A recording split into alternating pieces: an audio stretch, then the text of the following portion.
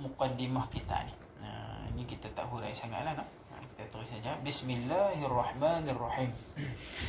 Dengan nama Allah yang amat pemurah ataupun yang amat boros, kata Pak Dawan Ismail. Ar-Rahman diterjemah dengan boros. Boleh lah, bahasa Melayu kita terjemah yang amat murah, lagi amat kasih sayang. Dua sifat daripada sifat Allah. Allah ni ada sifat yang banyak, tapi Allah memilih Ar-Rahman dan Ar-Rahim. Tuhan ulang-ulang nak abang kata apa? Tuhan lebihkan rahmah daripada sifat-sifat yang lain. Tuhan lebihkan rahmah daripada kemurkaan dia. Tuhan ada sifat Al-Aziz, Al-Jabbar, tapi Tuhan tak guna mana-mana tu. Tuhan ulang dua sifat yang sama lebih kurang makna dia. Ar-Rahman, makna dia rahmah. Tuhan ni buat baik kepada manusia. Dan juga Rahim, maknanya rahmah juga. Tuhan baik kepada manusia. Nak abang kata Tuhan dia ulang-ulang-ulang. Sebahagian daripada cerita yang disebut di dalam kitab-kitab tafsir, ada Nabi Musa, ada Nabi Isa alaihissalam, ketika mana dia jalan di satu kubur tu, dia melihat apa? Melihat satu kubur yang ahlinya diazab, diseksa. Kemudian dia terus pergi kerana ada satu urusan. Kemudian bila dia balik pula, dia lalu lagi, dia tengok kawan yang kena seksa tadi habis dah seksa dah. Malaikat tak seksa, malaikat turun rahmat pula kepada dia. Maka Nabi Isa pun peliklah.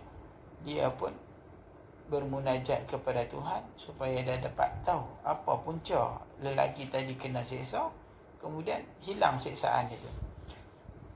Maka Tuhan pun turunkan wahyu kepada dia. Tuhan kata, wahai Isa, lelaki tadi sebenarnya dia bermaksiat di dunia, ahli maksiat.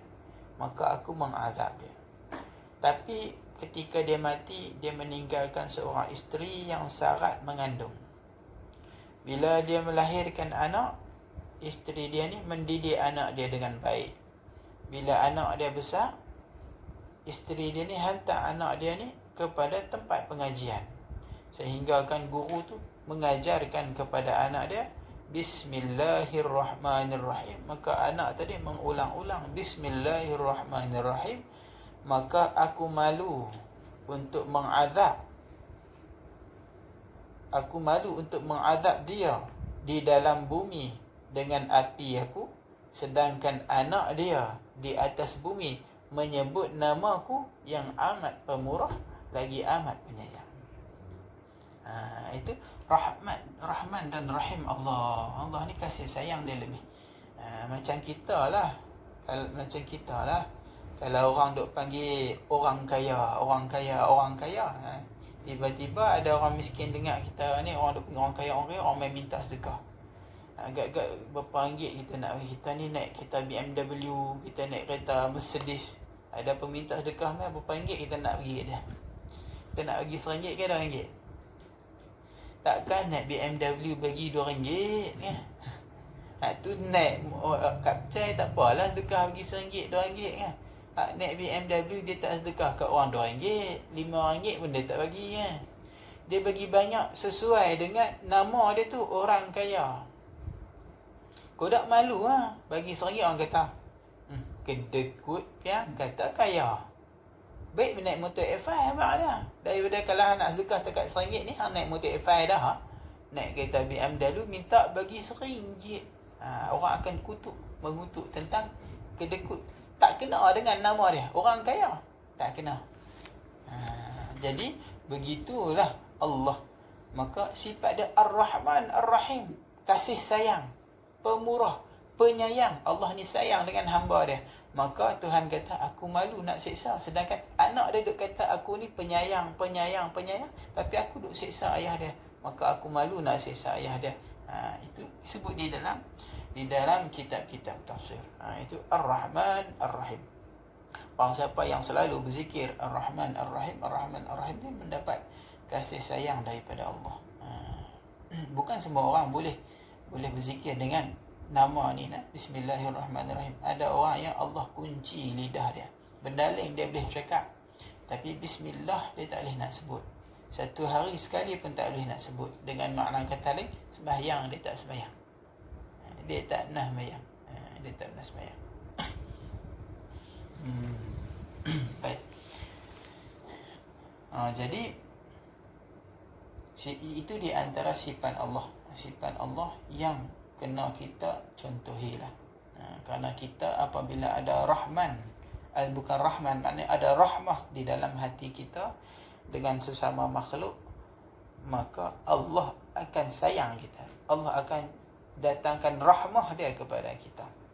Seperti mana yang disebut di dalam kitab Injil, Tuhan kata kepada disebut di dalam kitab Injil, ya bani Adam kama tarham kadzalika turham.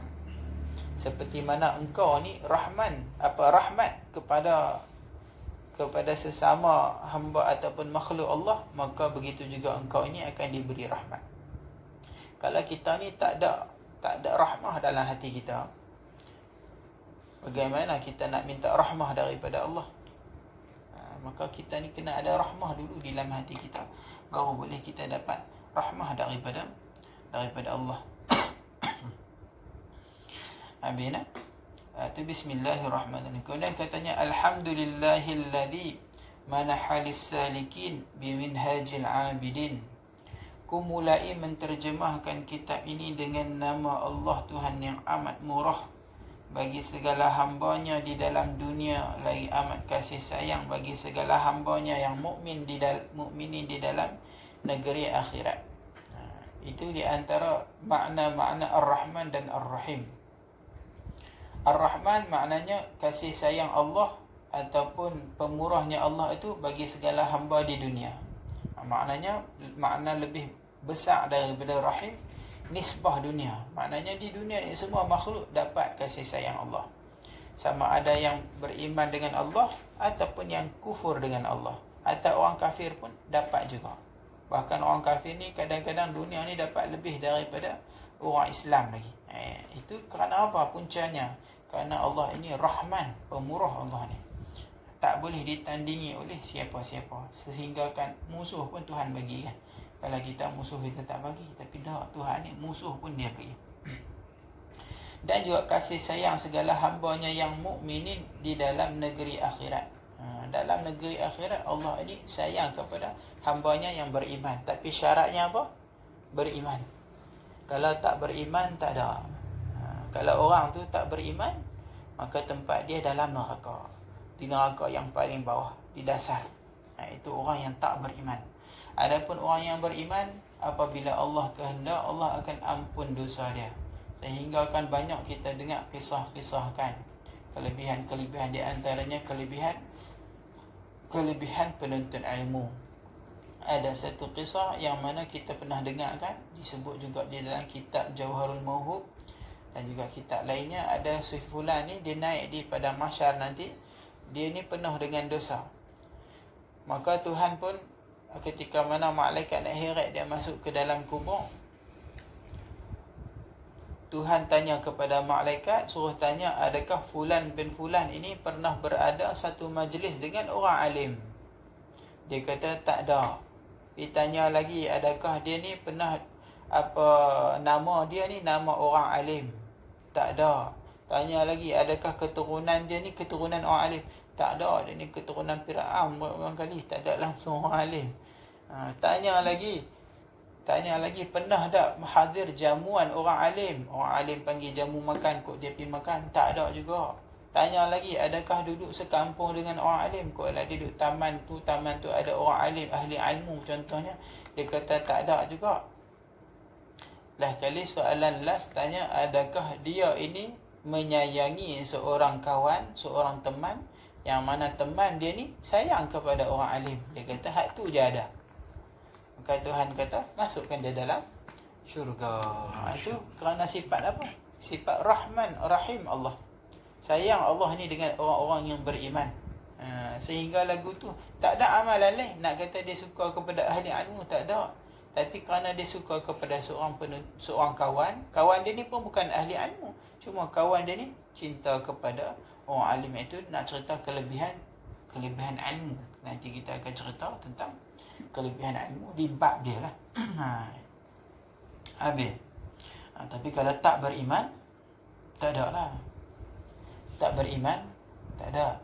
Sebab apa? Tuhan sendiri kata tak ada siapa pun boleh memberi manfaat siapa pun, tak ada siapa yang boleh memberi syafaat kepada orang kafir. Tak ada syafaat daripada siapa pun yang boleh diberikan kepada orang kafir. Atau Nabi pun tak bagi syafaat kepada orang kafir.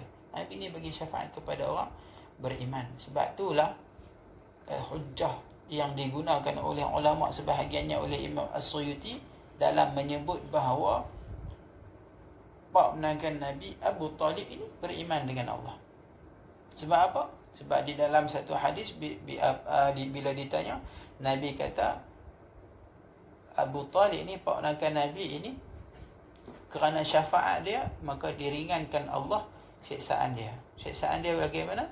Dia pakai satu kasut daripada kasut neraka, kemudian api dinyalakan di bawahnya sehingga panas kena kasut tadi, lalu menggelegak otak kepala Abu Talib. Ini bukti bahawa Abu Talib orang beriman. Kenapa? Kerana pertama, Nabi memberi syafaat kepada Abu Talib. Nabi kata kalau bukan kerana syafaat aku, Abu Talib ni duduk bawah dasar. Maka syafaat itu dapat kepada Abu Talib. Maknanya Abu Talib ni beriman. Kalau dia tak beriman, syafaat Nabi takkan sampai kepada dia. Itu yang pertama. Yang kedua, dalam hadis tu juga menyebut siksaan azab yang dikena oleh Abu Talib ni ahwanul azab. Siksaan yang paling ringan sekali. Bila sebut paling ringan, orang mukmin pun kena azab, tidak? Maknanya apa? Abu Talib ni lebih ringan daripada orang mukmin. Itu siksaan yang paling ringan. Adakah orang kafir yang lebih ringan daripada orang mukmin siksaan dia? Tak ada. Teruk macam mana pun orang beriman, siksaan dia lebih ringan daripada orang kafir. Sebab orang kafir ni takkan keluar selama-lamanya. Maka Abu Talib ni Nabi kata ahwan, yang lebih paling ringan. Maknanya ini dalil kedua bukti bahawa Abu Talib ni beriman dengan Nabi. Beriman, orang yang digolongkan orang yang beriman. Yang ketiga, kerana kata ulama, neraka ini ada tabaqat, ada lapisan dia. Yang paling atas, kemudian yang dalam, kemudian yang dalam, setiap satu ada pintunya di dalam. Neraka ni di dalam pintu ni, turun-turun sampai di dasar yang bawah. Tapi yang paling atas siapa dia? Orang mukmin yang paling atas. Neraka Jahannam.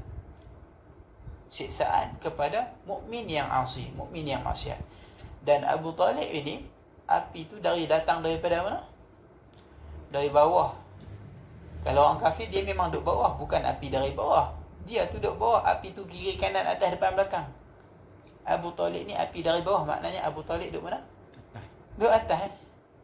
Duduk atas ni tempat orang beriman neraka Jahannam. Itu dalil kata ulama, Abu Talib ini orang yang beriman. Jadi ada sebahagian ulama kata Abu Talib ni tak beriman kepada Nabi, tapi sebahagian ulama kata Abu Talib beriman. Dan kebanyakan ulama-ulama Jawi kita ni memilih mengatakan pak menangkan Nabi ni orang beriman. Maka berjaya ia dengan syafaat dan rahmat daripada Allah.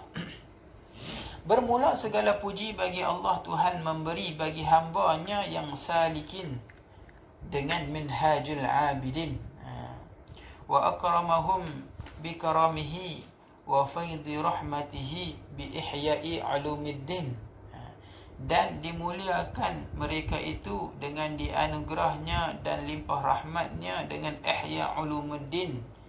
Keduanya itu karangan bagi Hujjatul Islam Al-Ghazali radhiyallahu anhu. Ihya' ulumuddin, Minhajul Abidin, itu semua karangan kitab Imam Al-Ghazali. Kitab Minhaj ni kitab yang kemudian. Ihya' ulumuddin ni sebelum. Ihya' ulumuddin ni kitabnya besar. Kata sebahagian ulama dalam memuji kitab Ihya', hampir-hampir kata ulama, Ihya' ini menjadi seperti Al-Quran. Kalau tak ada Al-Quran, maka pengganti dia Ihya' ulumuddin. Ihya' ulumuddin. Akhir zaman nanti Al-Quran akan dicabut, ditanggalkan dari dada-dada orang-orang beriman. Ketika tu orang-orang hafizul Quran pun dah tak ada dah. Dia tak ingat belaka dah. Surah-surah pakai diangkat dah. Surah Al-Kahfi pun tak ada dah. Waktu tu tak ada siapa boleh nak baca dah.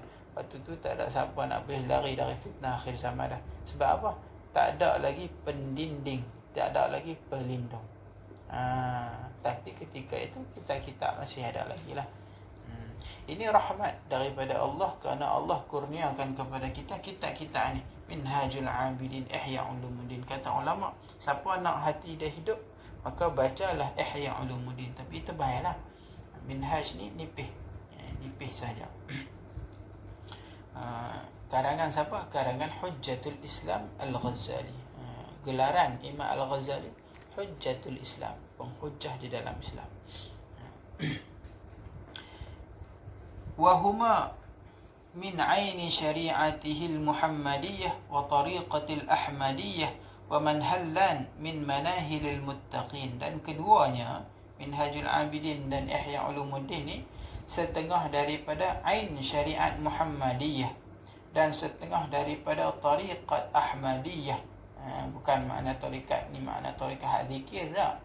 Maksud di sini adalah perjalanan agama yang didatangkan daripada Ahmadiyah, yang disandarkan kepada Nabi.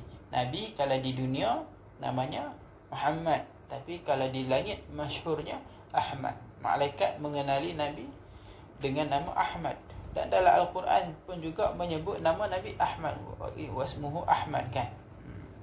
Dan keduanya itu perhentian daripada beberapa perhentian orang muttaqin. Orang-orang muttaqin ni menggunakan kitab-kitab ni lah. Wa awdaha mushkilatil kitab wal ahadithin nabawiyyah wa athar as-salihin wa aqwal al-ulama ar-rasikhin al-arifin.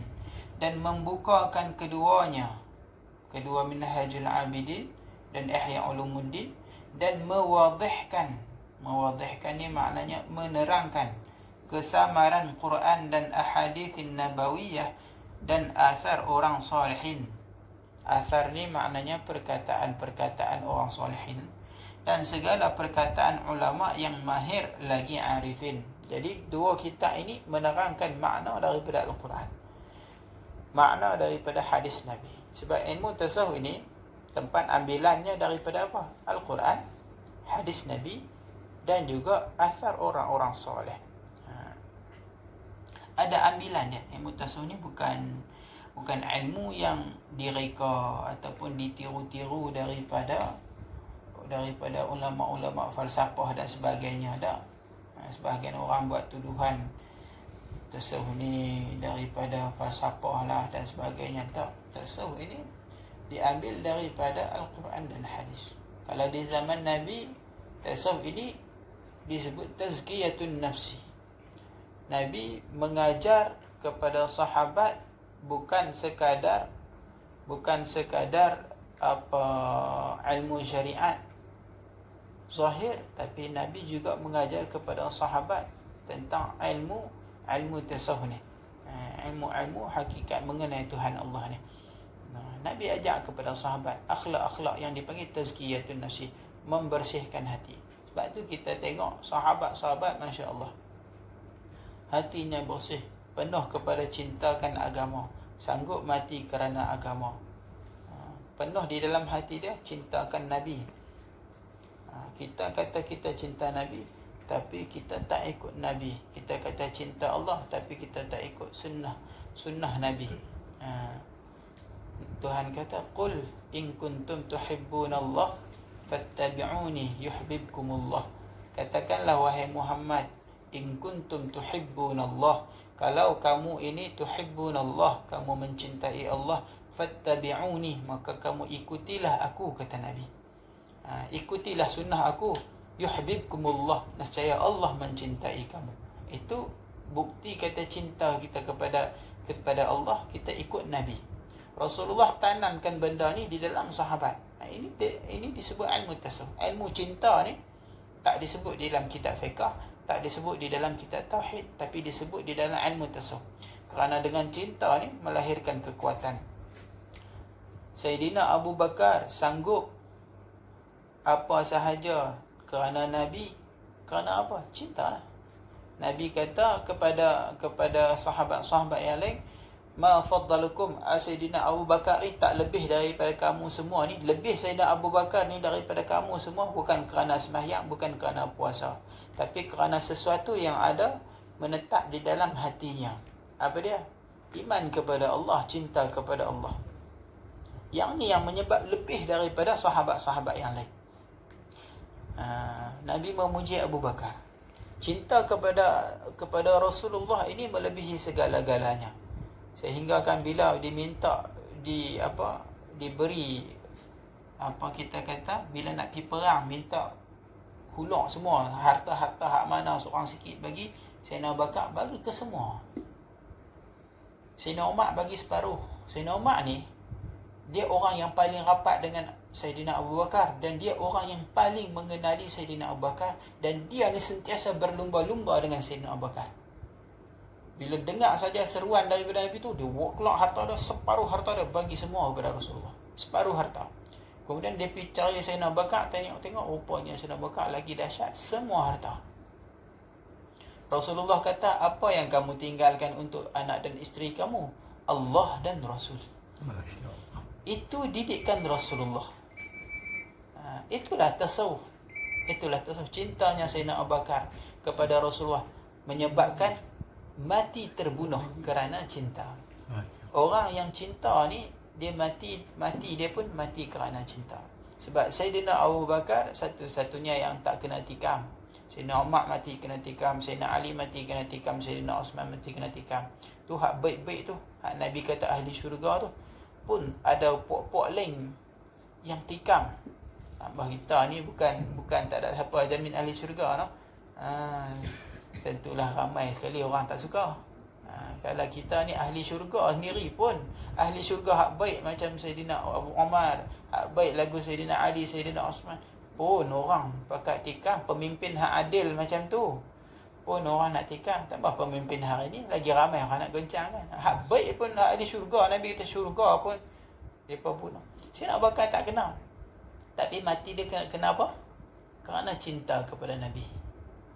Sayyidina Abu Bakar lepas daripada wafatnya Rasulullah SAW, dia tak pernah senyum. Kerana hilang dah kecintaan kita. Kalau kita ada cinta anak isteri, kalau mati kita dah tak senyum dah, murung. Sebab apa? Sedih.